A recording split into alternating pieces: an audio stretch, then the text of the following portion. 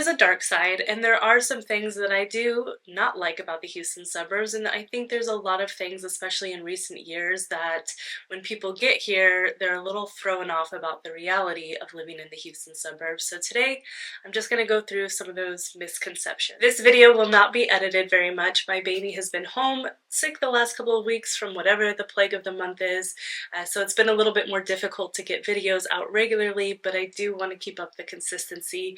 So if you hear him or Darth Vader breathing, that's him. Number one is home quality and home sizes. Obviously, since the pandemic, a lot has changed with the housing market. Home prices have increased, inventory is still really low, but what I think people are misguided with, especially with the YouTube videos, is what you get for the money here. There's a lot of new construction videos and home tours and model home tours about you can get this for $399,000 in the Houston suburbs, and that is far from the truth. The thing is that builders haven't increased their prices substantially, but they have made the homes smaller so that the price increase isn't that drastic for you. So what you're paying for is a smaller and smaller house, and they've subtly taken out standard features very, very slowly that it's not very noticeable, but a new construction house that you would have bought 5 years compared to now for the same amount of money is substantially different. And then on the other hand, if you're looking for a resale home in the Houston suburbs, our inventory is still really low. So what you can expect is usually an outdated house that you're going to have to pay a premium for and do some updates for. So it really makes buyers torn in the Houston suburbs if they want an older established home that's going to need a little bit of work, or if they want to pay a premium on a new construction that's a lot smaller than they had anticipated for their budget. Number two is you get what you pay for. There is no special area that's more affordable but just as desirable as a more expensive area. Generally, if an area is priced lower than a desirable area that you're considering, there's several reasons for that. One is probably the builder quality is not the same, or the developer. Number two is the commute is probably crazy long or not anywhere convenient that you can get somewhere really quickly. Number three is that area might be more prone to flooding or just at a different elevation than some of the more desirable areas. And number four, the area might have a lower rated school district that's not as desirable as some of the others.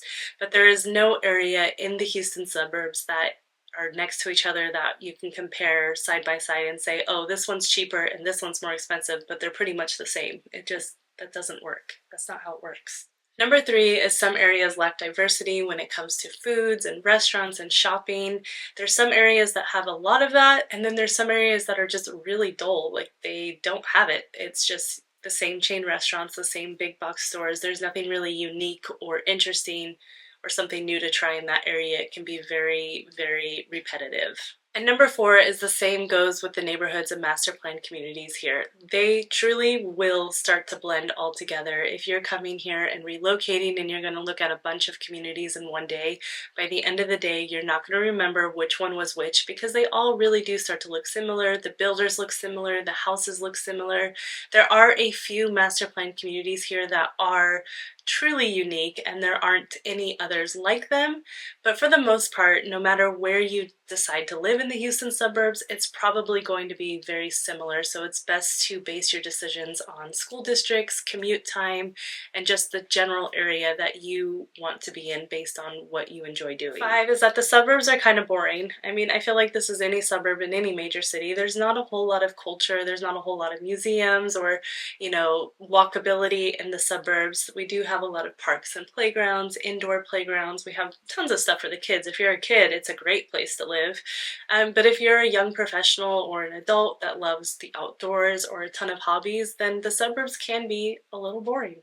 Number six is that the online school ratings for the suburbs can be really misleading. If you're looking at great schools or niche, those are third-party websites that just collect data. Any data, it doesn't matter, and if they're missing data, they just mark it as 0, which can bring the scores down significantly. If you are moving here and schools are really important to you, I highly recommend that you look at HAR or you look at the Texas accredited school system ratings, because those are where the accuracy comes, and that is where these third-party websites are getting the data from. So they are very wildly inaccurate. Again, if school districts are important to you, I highly recommend that you look at the Texas accredited websites and you look in forums and Facebook groups to talk to to other parents.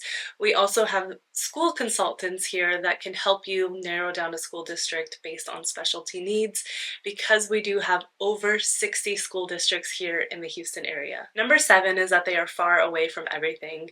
The truth is that if you end up in the suburbs, a majority of them are going to be 30, 45 minutes away from downtown. So if you want to go to an Astros game or some of the cool restaurants or breweries or museums, it's going to be like a half-day trip by the time you do traffic and all those things. Generally, once you're out in the suburbs, you kind of stick to the suburbs. We have everything you need on a daily basis. But if you are really into going out on the weekends and doing a lot of fun things that Houston has to offer, the suburbs is going to be a very long drive. Number 8 is that the suburbs are getting more expensive. If you're moving from another market, more than likely you're looking at Houston because it is affordable. So from that perspective, yes, we are still a very affordable place to live.